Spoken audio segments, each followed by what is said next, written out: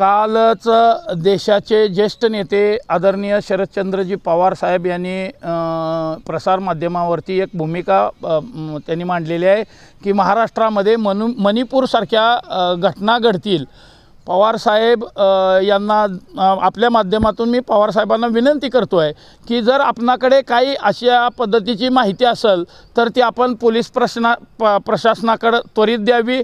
गेल्या 7 महिन्यापासून मराठा आंदोलक हे ओबीसी कोट्यातूनच मराठा समाजाला आरक्षण द्या अशी मागणी लावून धरत आहेत। गावगाड्यामध्ये याचे तीव्र पडसाद उमटत आहेत। ओबीसी भयभीत झालेला आहे।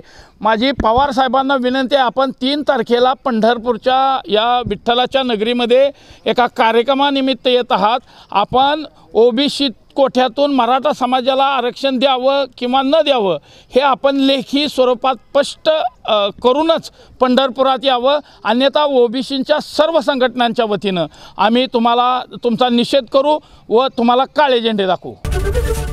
एबीपी माझा, उघडा डोळे बघा नीट।